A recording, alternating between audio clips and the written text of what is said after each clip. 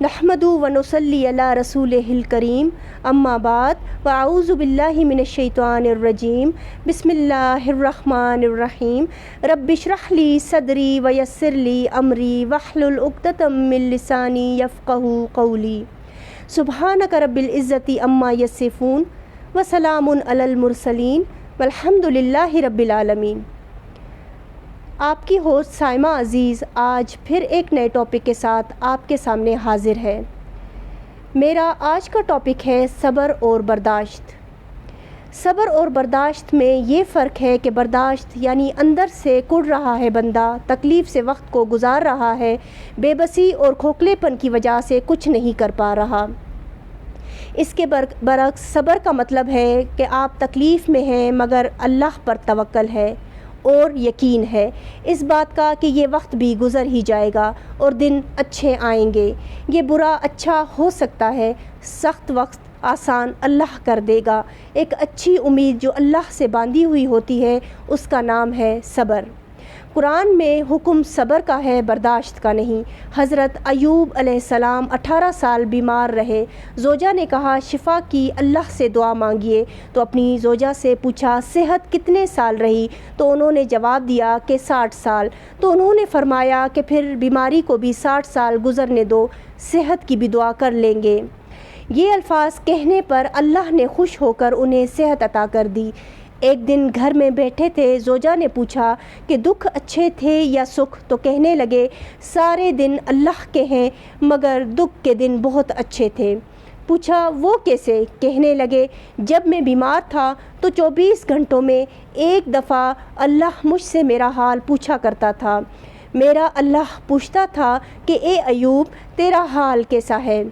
12 گھنٹے اسی لذت میں گزر جاتے تھے جو حال اللہ نے پوچھا، اور اگلے 12 گھنٹے اس انتظار میں رہتا تھا کہ اپنے بندے کا حال اللہ پھر کب پوچھے گا۔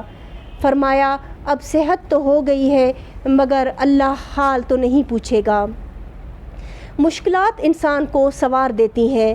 جب انسان کو کوئی درد ملتا ہے تو اسے اپنوں کی یاد آتی ہے اور وہ چاہتا ہے کہ کوئی کندھا اسے ملے اور اس پر سر رکھ کر اپنے دکھ درد شیئر کر سکوں۔ کسی درویش سے پوچھا گیا کہ اپنا کون ہوتا ہے؟ فرمایا جب کوئی دکھ میں تجھے یاد آئے، جب کوئی آزمائش ملنے پر تمہیں یاد آئے، وہ تیرا اپنا ہے۔ جس آدمی میں صبر کا حوصلہ پیدا ہو جائے تو وہ بندہ نکھر کر دنیا کے سامنے آ جاتا ہے۔ صبر تو وہ ہے کہ حضرت ابراہیم علیہ السلام کو آگ میں ڈالا گیا مگر اسے یقین تھا کہ یہ آگ مجھے جلا نہیں سکتی۔ وہ صبر سے یقین کے ساتھ آگ میں داخل ہو گئے۔ اللہ نے حکم صبر کرنے کا دیا ہے کہ دیکھو مشکل میں نے تمہیں ڈال دیا مگر صبر کرو، مشکل کے بعد آسانیاں بھی میں ہی پیدا کروں گا۔ اللہ قرآن پاک میں سورہ الم نشرح میں اللہ فرماتے ہیں کہ فَإِنَّ مَعَ الْعُسْرِ يُسْرًا إِنَّ مَعَ الْعُسْرِ يُسْرًا، پھر مشکل کے بعد آسانی ہے، بے شک مشکل کے بعد آسانی ہے۔ اس سے یہ ظاہر ہوتا ہے کہ اللہ اپنے بندوں کو تسلی دے رہے ہیں کہ جو زیادتی ہوئی تمہارے ساتھ، جو پریشانی آئی تمہارے اوپر، اس پر صبر کرو، اللہ کسی پر ظلم نہیں کرتا۔ ہم پر جو بھی پریشانی آتی ہے وہ ہمارے ہی اپنے اعمالوں کا نتیجہ ہوتا ہے۔ مشکل کے بعد آسانی ضرور آتی ہے، اور یہ ایمان کا حصہ ہے کہ انسان اس چیز پر یقین رکھے کہ مشکل کا وقت بھی گزر ہی جائے گا۔ جب آپ کسی کو برداشت کرتے ہیں تو آپ اندر سے خود کو ختم کر رہے ہوتے ہیں۔ برداشت کی ایک حد ہوتی ہے اور صبر کی کوئی حد نہیں ہوتی۔ مجھے تو برداشت لفظ بڑا ہی سخت اور کٹور لگتا ہے۔ یہ بولتے ہوئے بھی انسان کو درد کا احساس ہوتا ہے۔ برداشت کرنا انسان کو کمزور کر دیتا ہے، انسان کے اندر طاقت اور قوت ہی نہیں رہتی۔ جب آپ کسی شے کو خود پر مسلط کر دیں تو وہ بہت تکلیف دہ ہوتی ہے، مگر اسی شے کو جب آپ خود لے لیں اپنی مرضی سے، رضا سے، تو وہ آپ کے لیے آسان، قوت بخش اور فائدہ مند ہوتی ہے۔ برداشت کرنا خود پر مسلط کرنا ہے جبکہ صبر کرنا اپنی رضا اور مرضی سے اس تکلیف کو لے کر اس کے انجام کی اچھی امید رکھنا ہے۔ جب کوئی صبر کو مضبوطی سے تھامے رکھے گا اور اچھی امید کا یقین رکھے گا تو وہ اس صبر سے بہت کچھ سیکھ لے گا۔ زندگی کی بند کتاب اس کے آگے کھلتی جائے گی، اور جب وہ ان چیزوں سے گزر کر اچھے حالات کی طرف آئے گا تو اسے اپنے وہ دن زندگی کے بہترین دنوں کے طور پر یاد رہیں گے۔ وہ دن اسے بڑے ہی یاد آئیں گے جب اس نے مشکل وقت میں گزارے تھے، اور وہ اس پر مسکرا دے گا۔ مشکل حالات کا سامنا وہی کر سکتا ہے جو صبر کرنا جانتا ہے۔ برداشت کرنے والا ایک دن تھک جائے گا اور اس کی حد ختم ہو جائے گی۔ مشکل وقت انسان کو بہترین بنانے کے لیے آتا ہے۔ جس کا دل ٹوٹا ہو وہی ایک بہترین منزل کی تلاش میں ہوتا ہے، اور بہترین کو وہی پا سکتا ہے جو برداشت اور صبر کا مادہ مضبوط کر لے۔ برداشت کرنا انسان کے اندر نفرت اور بدصورتی کو پیدا کرتا ہے، جبکہ صبر کرنا انسان کو خوبصورت بھی بنا دیتا ہے اور اسے محبت کرنا بھی سکھا دیتا ہے۔ اپنے حالات سے، اپنے دردوں سے اسے محبت ہونے لگتی ہے، اور یہ سب صبر کرنے والے کو ہی آتا ہے۔ انسان نماز پڑھ رہا ہے، ٹھیک ہے، دعا کر رہا ہے، ٹھیک ہے، مگر جو تڑپ کا سجدہ ہوتا ہے وہ یقین کو مضبوط کرتا ہے، اس کے دل کو اطمینان بخشتا ہے، اسے یقین ہوتا ہے کہ میرے صبر کرنے پر اللہ مجھے دیکھ رہا ہے، اور وہ جانتا ہے کہ میرا دل ٹوٹا ہوا ہے، وہ ضرور مجھے اس درد سے آزاد کر دے گا۔ اللہ نے قرآن میں فرمایا ہے کہ ان اللہ علی کل شیء قدیر، بے شک اللہ کی ذات ہر شے پر قادر ہے۔ وہ ذات جو آپ کو تکلیف دے رہی ہے تو وہ اس پر بھی قادر ہے کہ وہ اس تکلیف سے آپ کو نجات دے دے۔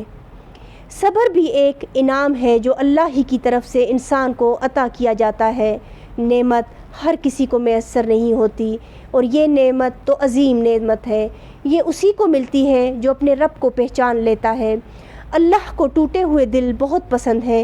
اللہ کو وہ بے بسی پسند ہے جس میں اللہ کو بندہ یاد کرے اور بندہ اللہ کو یاد کرے، جس میں آپ اللہ کو نہیں بھولے۔ اللہ بندے کو اپنی محبت اور قربت کی لذت جب چکھانا چاہتا ہے تو اسے درد اور تکلیف میں مبتلا کر دیتا ہے۔ ماں بھی اگر مار دے تو پھر بھی منہ سے ماں ہی نکلتا ہے۔ اسی طرح جب بندہ کسی تکلیف میں مبتلا ہوتا ہے تو اس کی پکار بھی اللہ ہی ہوتی ہے۔ جب تک اس کا رشتہ اللہ سے مضبوط ہو تو ہر تکلیف اور ہر درد میں بھی وہ اللہ ہی کو پکارتا ہے۔ اللہ کے در کا سوالی اور اس کی یہ نعمت وہی پاتا ہے جب آپ اللہ کو صبر کرنے پر پکارتے ہیں۔ جب آپ کسی کو برداشت کرتے ہیں تو اس کا بدلہ بھی آپ خود دینا چاہتے ہیں، مگر جب آپ صبر کرتے ہیں تو اس کا بدلہ فیصلہ اللہ کی ذات کرتی ہے۔ اللہ کے در کا سوالی کبھی دوسرے در کا رخ نہیں کرتا۔ جس تکلیف پر صبر کرنے سے آپ اللہ کے در کے سوالی بن گئے تو اس تکلیف پر بھی اللہ کا شکر ادا کریں کہ بے شک اللہ ظالم نہیں، وہ کسی پر بھی ظلم نہیں کرتا، وہ تو اپنے بندے کو معاف کرنے والا، ان پر بڑا ہی مہربان ہے۔ اپنی آنکھیں کھولیے، سمجھنے کی کوشش کیجئے کہ اللہ نے آپ کو جس تکلیف درد میں رکھا ہے تو اس کا مقصد کیا ہے۔ اللہ کا مقصد آپ کو راہ حق پر لانا ہے۔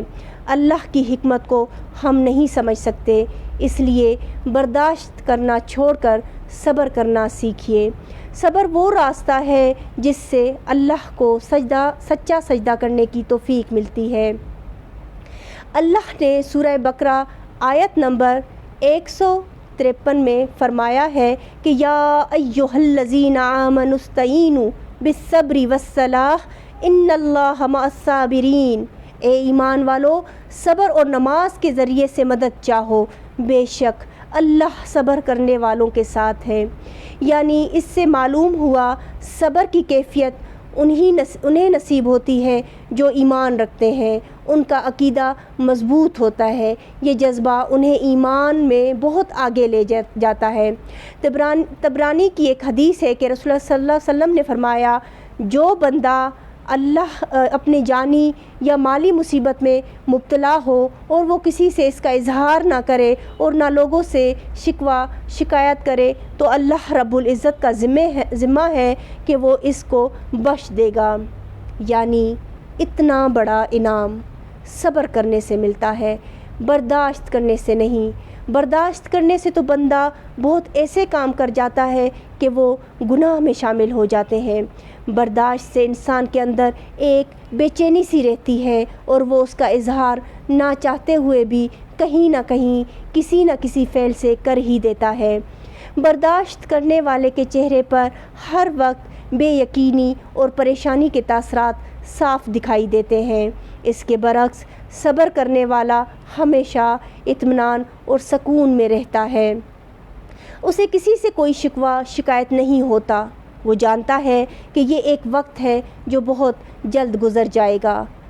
حضرت ابو ہریرہ رضی اللہ تعالیٰ عنہ سے روایت ہے کہ رسول اللہ صلی اللہ علیہ وآلہ وسلم نے فرمایا کہ اللہ تعالیٰ فرماتا ہے کہ جب میں کسی مومن بندے کی محبوب چیز اس دنیا سے اٹھا لیتا ہوں، پھر وہ ثواب کی نیت سے صبر کرے تو اس کا بدلہ جنت ہی ہے۔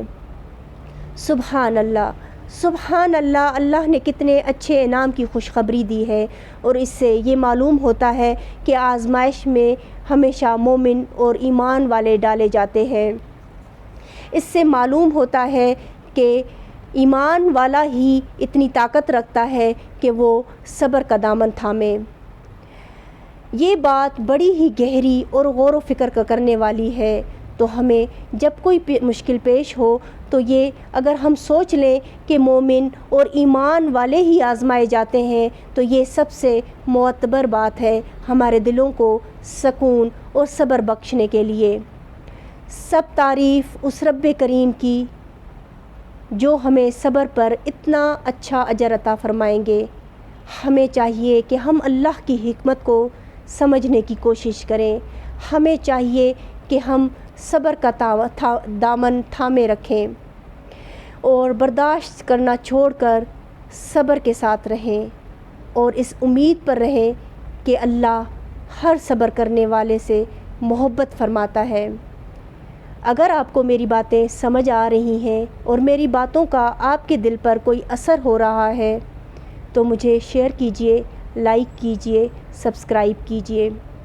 وآخر دعوانا والحمد للہ رب العالمین۔ السلام علیکم ورحمۃ اللہ وبرکاتہ۔